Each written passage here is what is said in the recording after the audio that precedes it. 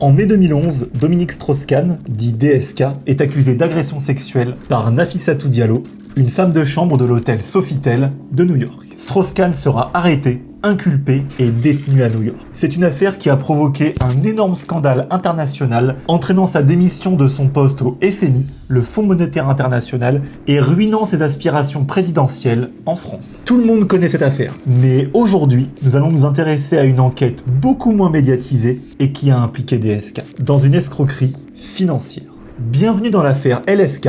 Pourquoi LSK? Ça nous le verrons un peu plus tard. Société de gestion d'actifs, suicide, dette à n'en plus finir, voici comment DSK a tenté d'utiliser sa réputation dans le monde financier pour détourner des fonds. Remettons un peu de contexte. En 2011, lors de l'affaire d'agression sexuelle du Sofitel, on pouvait penser que c'était les seules casseroles que DSK traînait derrière lui. Mais vous êtes loin de vous douter de la réalité. Sur la période 2008-2011, avec plusieurs de ses amis, DSK avait créé un véritable réseau de proxénétisme. Il louait régulièrement un appartement pour se réunir tous ensemble. Mais pas pour jouer aux cartes. Avec l'affaire du Sofitel qui a éclaté dans les médias, les langues se sont finalement déliées. Et quelques temps plus tard, ce scandale, celui du Carlton de Lille, a été mis en lumière. Jusque-là, en vous parlant des dérives privées de DSK, on n'apprend pas grand-chose. Vous êtes plus ou moins tous au courant. Mais figurez-vous que dans le même temps, DSK était en train de préparer, secrètement, une énorme arnaque financière. Une arnaque qui finira même par causer la mort de son associé. On va parler aujourd'hui d'une affaire de DSK bien moins médiatisée, et pourtant tout aussi grave. Celle du fonds Strauss-Kahn. Thierry est un businessman qui a réussi plusieurs opérations d'investissement dans les années 2000. Il a eu un début de carrière très prometteur, et ce dans le domaine de la gestion d'actifs financiers. C'est surtout une personnalité atypique. Un homme avec un train de vie de milliardaire, alors même que ses entreprises sont en difficulté.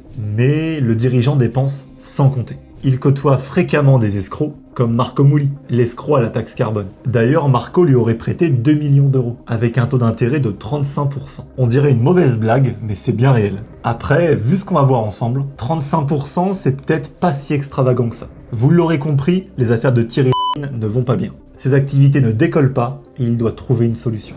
Pour ça, Thierry va faire comme ses copains. Il va s'intéresser à la fraude fiscale. Le problème de la fraude fiscale, c'est que l'argent est entre guillemets bloqué dans le pays où il est stocké. C'est donc un argent qui est difficilement utilisable et investissable. Il comprend qu'il y a un marché à conquérir. Il va se spécialiser dans les placements des fruits de la fraude fiscale d'autres personnes. Mais il va se trouver face à un problème. Comment trouver ces fameux investisseurs qui ont de la fraude fiscale à placer? Pour ça, il faudrait qu'il connaisse beaucoup de monde. Un véritable réseau.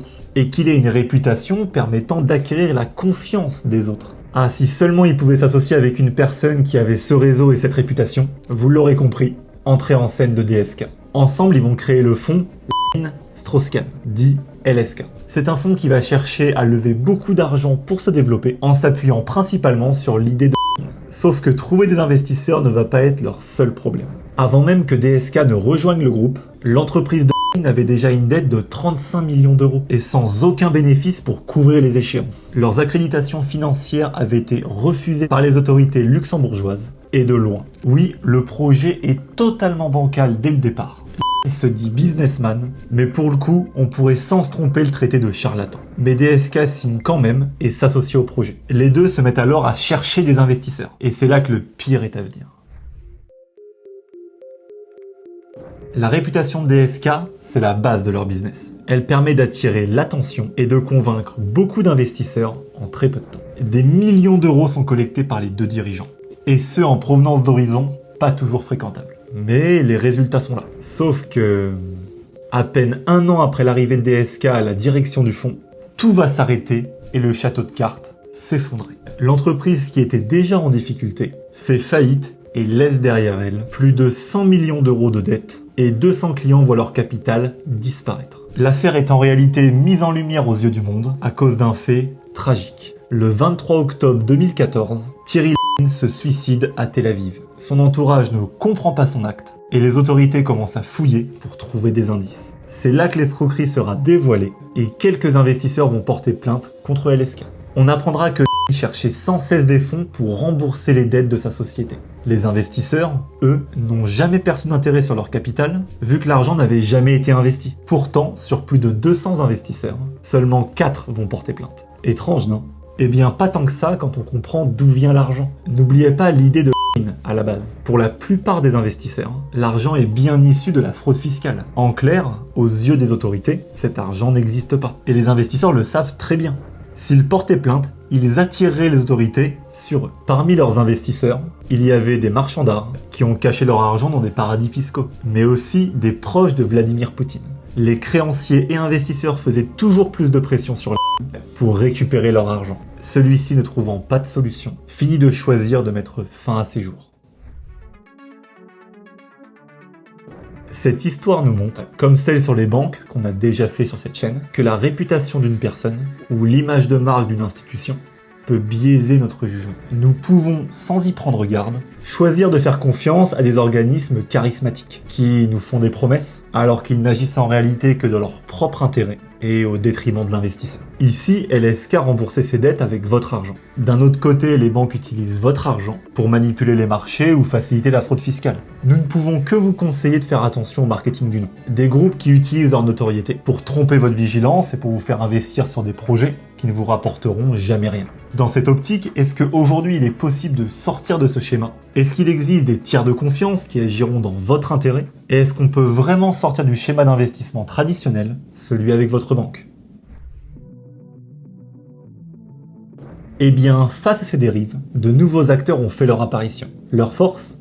Une indépendance totale vis-à-vis des marchés et des banques. C'est ça qui garantit aux particuliers des investissements beaucoup plus équitables. Ce sont les conseillers CIF. Ils sont accrédités par l'autorité des marchés financiers et ce sont des experts dans le domaine de l'investissement, à la fois immobilier, financier que sur d'autres types de profils. Ils travaillent directement en circuit court. Ils ne sont pas cantonnés à une solution d'une maison de gestion ou une autre, comme le serait le banquier. Ici, ils ont tout le marché qui est ouvert et qui vous permet d'avoir les investissements les plus pertinents pour votre situation et par rapport à la réalité économique. Mais surtout, ils apposent leurs responsabilités sur l'investissement proposé. C'est pour ça que c'est fondamental pour eux que vous compreniez l'investissement, qu'il soit clair pour vous, parce que si jamais l'investissement ne se comporte pas comme prévu, leur responsabilité va être engagée. Donc ils ont tout intérêt à répondre au mieux à vos attentes. Par rapport à cette responsabilité, ils vous apporteront aussi un suivi dans le temps, à minima une fois à l'année, afin de répondre à vos questions et à potentiellement modifier le placement. Puisque la bonne stratégie d'hier n'est pas forcément la bonne stratégie de demain. Elle doit être évolutive dans le temps. Ici, il n'est pas question de changer de conseiller tous les 2-3 ans, comme ça peut être le cas en banque. Ici, si vous êtes à l'aise avec un conseiller,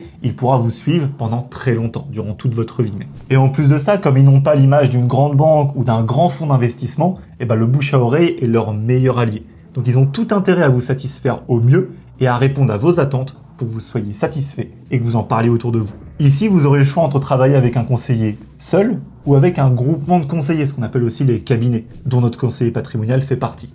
L'idée, c'est évidemment de sortir de l'architecture bancaire et d'aller chercher des placements beaucoup plus pertinents sans pour autant changer de conseiller régulièrement et surtout d'avoir une compétence dans l'investissement, la fiscalité et la gestion du patrimoine global. Aujourd'hui, les banques et les noms à forte notoriété ne sont plus les seuls acteurs de l'épargne et leurs agissements des dernières années montrent que les bénéfices ont pris le dessus sur l'approche client. Avec ce constat, vous êtes en droit de vous demander si vous pouvez encore faire confiance aux non connus. Après cette vidéo, vous avez compris que la réponse est pas obligatoirement. Pour gérer au mieux vos finances, vous allez devoir faire un travail de recherche pour trouver un professionnel de confiance qui saura mettre votre intérêt au centre de la stratégie d'investissement. C'est pour ça que notre conseiller patrimonial, en tant que cabinet indépendant, vous propose de faire un point ensemble de votre situation et de vos objectifs pour établir une stratégie sur mesure et dédiée à votre profil. Si le feeling passe et que vous vous sentez en confiance, vous pourrez avancer sereinement vers vos objectifs. Vous pouvez réserver un rendez-vous découverte avec l'un de nos conseillers via le lien en description.